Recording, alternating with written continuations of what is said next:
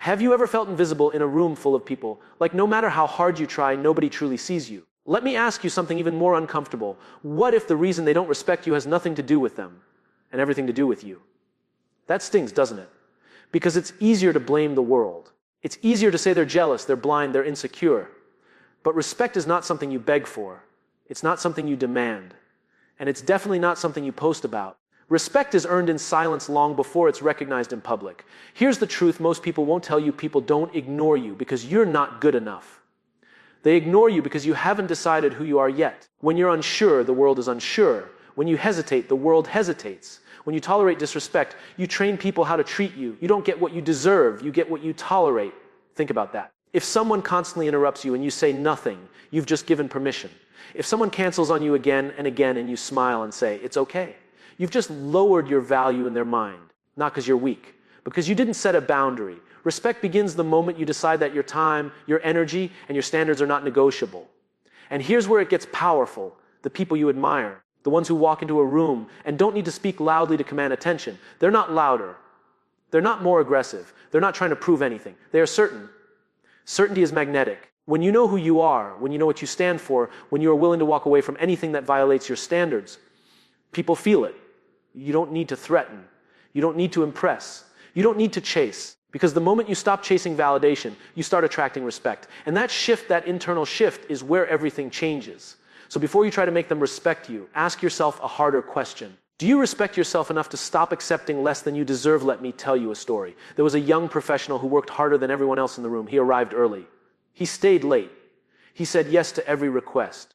If someone needed help, he was there. If a deadline was tight, he sacrificed his weekends. He believed that effort alone would earn him respect. But something strange kept happening. When promotions came, his name wasn't mentioned. When important meetings happened, he wasn't invited. When decisions were made, his opinion wasn't asked. And quietly, resentment started to grow. He told himself, they don't see my value. But the truth was harder than that. They saw his value. They just didn't feel his boundaries. You see, being hardworking is admirable. Being helpful is noble. But when you constantly say yes without conditions, people stop seeing it as generosity and start seeing it as availability. And availability without boundaries does not create respect. It creates convenience. There's a powerful difference between being kind and being a pushover, between being collaborative and being compliant, between being supportive and being self-sacrificing.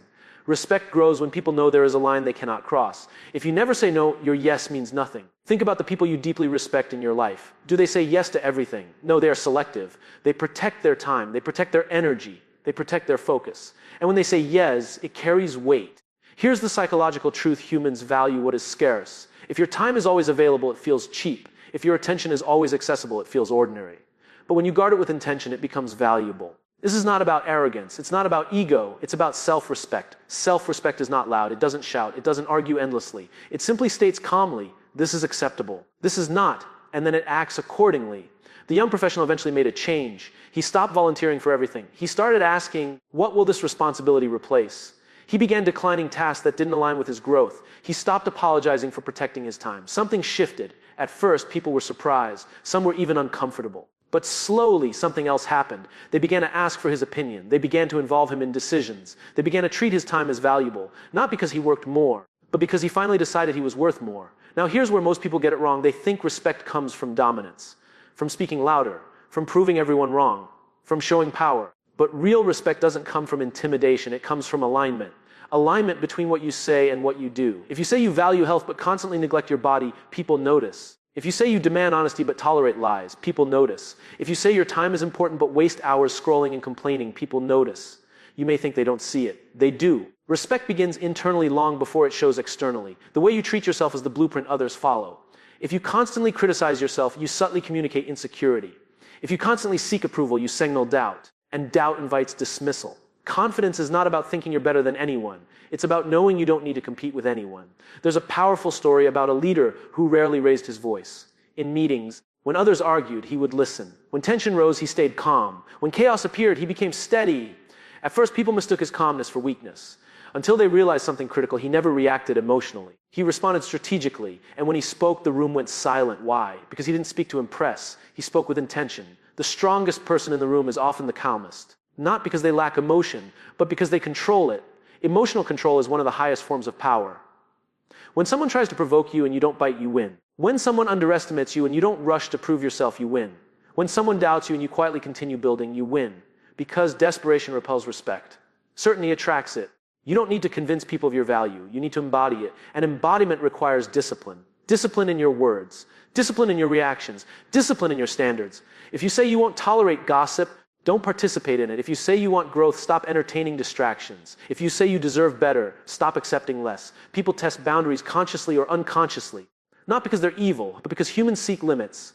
When they discover that your standards are flexible, they adjust their behavior downward. When they discover your standards are firm, they rise. Or they leave. Both outcomes are victories. Because respect is not about keeping everyone around you comfortable. It's about keeping your values intact. Let's go deeper. Most people think they're being disrespected when in reality, they're being evaluated. Every interaction is an evaluation. When you walk into a room, people subconsciously ask, can I trust this person? Do they stand for something? Are they consistent? Do they believe in themselves? And you answer those questions long before you introduce yourself. Through your posture, through your tone, through your patience, through your restraint. Respect is built in micro moments. The way you handle delays, the way you respond to criticism, the way you react when things don't go your way. Weak energy reacts instantly. Strong energy responds intentionally. There's a difference. Imagine two people facing public criticism. The first person defends aggressively, interrupts, blames, explains endlessly, tries to control the narrative. The second person listens, pauses, acknowledges what's valid, ignores what's noise, speaks briefly, moves forward. Who feels stronger, the one who needs to win the argument or the one who doesn't need the argument at all? Power doesn't rush. Power doesn't panic. Power doesn't beg to be understood.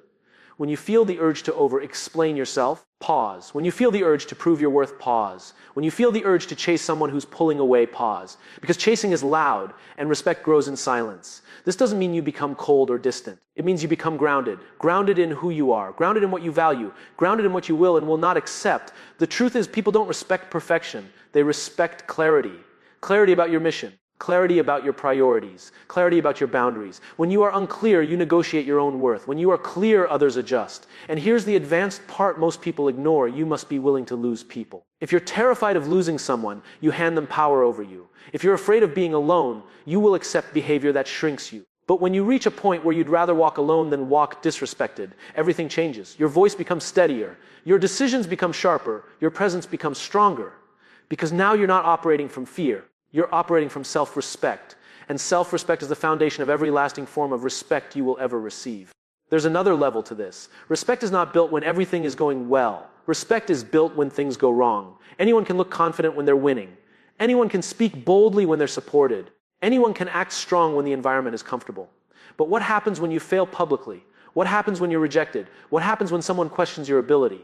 That is where your true identity is revealed. Most people crumble under pressure because their confidence was built on approval. And approval is unstable. It disappears the moment you disappoint someone. If your identity depends on applause, you will fear criticism. If your identity depends on validation, you will fear disagreement. And fear will make you compromise your standards. But when your identity is rooted in values, not opinions, you become unshakable. Think about this carefully. When someone criticizes you unfairly and you remain composed, you send a powerful signal. Your opinion does not control my emotional state. That is strength. When someone rejects you and you don't chase them for explanation, you communicate, I know my value does not decrease because you failed to see it. That is dignity. When someone underestimates you and you quietly improve instead of arguing, you demonstrate, my results will speak louder than my defense. That is leadership. The advanced secret to earning respect is emotional independence. Emotional independence means you are not controlled by praise or insult. You appreciate recognition, but you do not rely on it. You listen to feedback, but you are not shattered by it. Because when you are emotionally reactive, people feel they can move you. And if they can move you easily, they don't respect you deeply. Stability commands trust. Imagine standing next to someone in a storm. The wind is loud. The rain is heavy. Everyone is panicking. But one person stands steady, breathing slowly, thinking clearly, acting deliberately. You naturally look to that person, not because they shout instructions, but because their calm becomes an anchor. That is who you must become. Not dramatic, not defensive, not desperate, anchored. Anchored in your standards, anchored in your discipline, anchored in your long-term vision. Because when you stop reacting to every small wave, people start seeing you as something bigger than the moment. And that's when respect stops being requested and starts being given. Now let's confront something uncomfortable. Sometimes the reason people don't respect you is because you don't respect your own future. You say you want growth, but you stay in environments that shrink you. You say you want excellence, but you surround yourself with mediocrity. You say you want discipline, but you negotiate with your excuses. And people see that. They may not say it out loud, but they observe your patterns. If you constantly break promises to yourself, why would anyone believe your promises to them? Self-trust is the foundation of outer trust. Every time you say, I'll start tomorrow, And you chip away at your own credibility. Every time you say, "This is the last time," and repeat the behavior, you weaken your own authority. Respect begins when your word becomes law in your own life. If you decide to wake up at a certain time, you wake up. If you decide to finish a task, you finish it. If you decide to walk away from something unhealthy, you walk away. No negotiation. Discipline is self-respect in action. And here's the deeper truth: people feel discipline. You don't have to announce it, you don't have to advertise it. But when someone is consistent, focused, and aligned, it radiates. There's something powerful about a person who doesn't need motivation to do what must be done. Motivation is emotional. Discipline is structural. Motivation comes and goes. Discipline stays.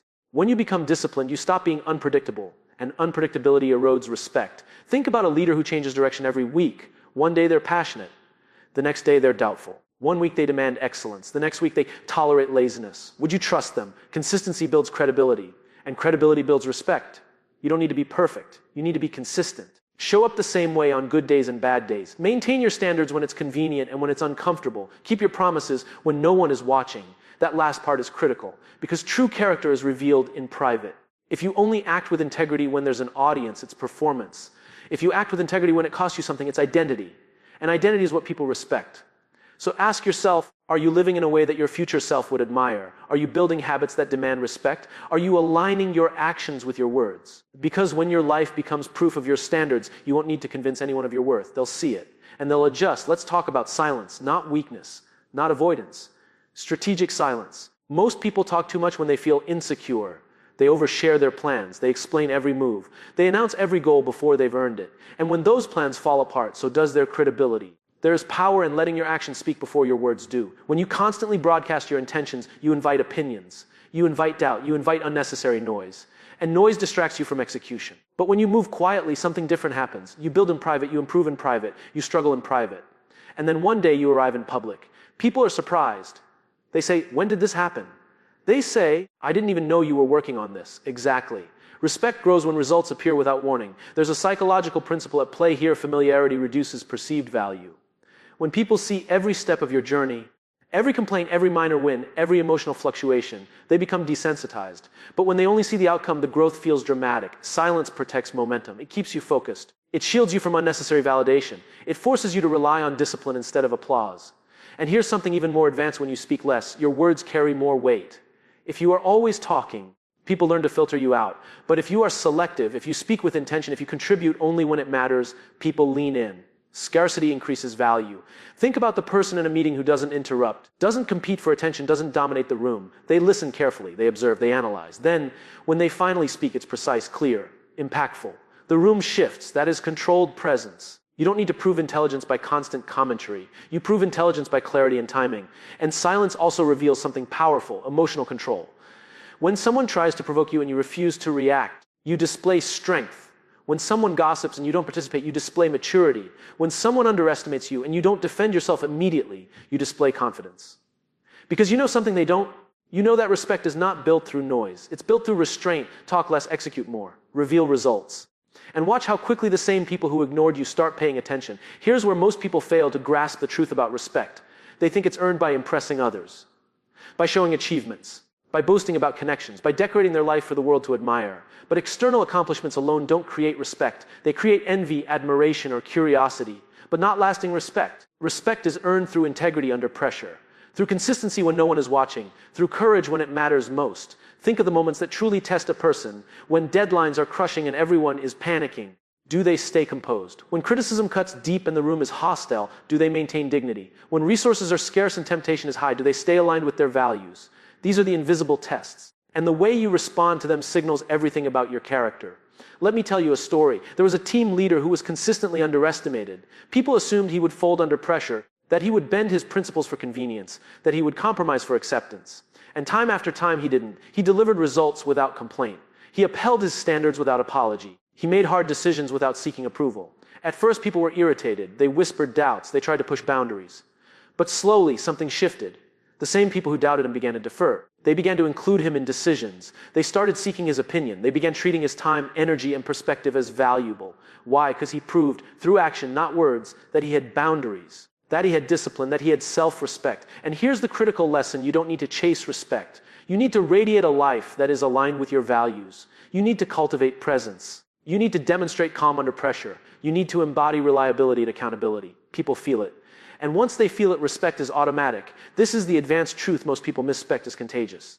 It spreads from how you conduct yourself, from the energy you bring, from the standards you uphold. You don't demand it. You don't negotiate for it. You don't justify it. You become it. And when you become it consistently, you no longer have to ask for it. It appears naturally, because people always follow what they see, not what they're told, not what they're promised, but what is consistently demonstrated over time. Here's the next truth most people ignore. Respect is not just about how you act toward others. It's also about who you allow in your life. The people you surround yourself with either elevate you or erode your value. They either reinforce your standards or normalize disrespect. Think about it. If you tolerate constant excuses from friends, colleagues, or partners, you are sending an invisible message. It's okay to disrespect me. If you let people manipulate guilt or pressure you without consequences, you are teaching them how to treat you. If you bend, apologize, or shrink for approval, you are quietly lowering your own worth. This is subtle but powerful. Most people chase external recognition while ignoring the internal ecosystem that determines their respect. They wonder why their ideas aren't valued, why their presence is overlooked, why their time is disregarded, and yet they haven't curated their environment to reinforce their standards. There's a story about a professional who constantly complained about colleagues undermining him. Meetings were ignored, opinions dismissed, contributions minimized. Then he realized something. It wasn't about proving himself to them. It was about the company culture he was tolerating, the environment he was nurturing around himself. He started making difficult choices. He stopped allowing people to interrupt or dominate conversations. He stopped staying late to cover for those who never reciprocated. He distanced himself from toxic patterns. And the result, suddenly, he was invited to the table. Suddenly, his opinions mattered. Suddenly, his time and energy were respected. Why? Because he stopped tolerating what didn't serve him. Because he demonstrated that his standards were non-negotiable. Because he refused to anchor his worth to those who wouldn't rise to it. This is the advanced principle most people miss. Respect isn't given. It's filtered. Only people who align with your values, only those who recognize your boundaries, only those who operate at your level of integrity, they stay. The rest, let them go. Because trying to force respect from people who don't see your value only diminishes your energy and weakens your presence. Your role is not to convince, it is to embody, to act.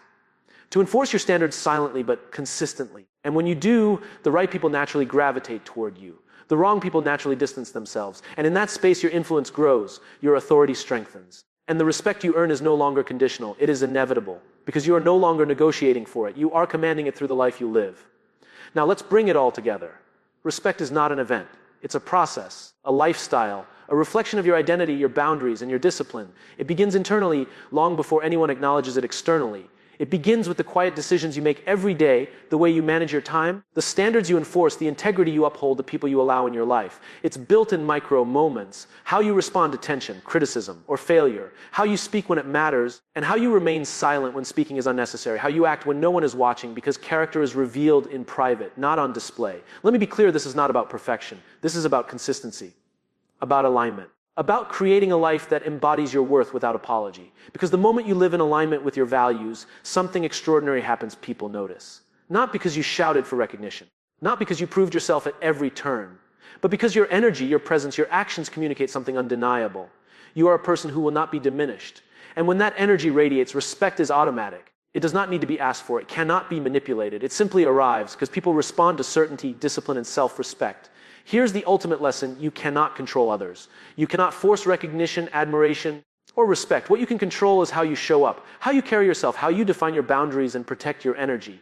So stop asking for validation. Stop tolerating disrespect. Stop negotiating your worth. Stop chasing approval from those who fail to see it. Instead, start living in a way that demands it. Show up with discipline. Act with integrity. Protect your standards. Move quietly. Deliver results. Guard your time. Surround yourself with alignment. Anchor yourself in certainty. Respond with calm when chaos arises, and refuse to compromise when it costs your identity, because respect is not given to the loudest, the flashiest, or the most aggressive. Respect is given to the steadfast, the consistent, the disciplined, the unshakable, and when you embody that fully, there is nothing left to prove. The world will recognize it, people will feel it, and finally, they will give you what you always deserved, not because you asked, but because you became undeniable.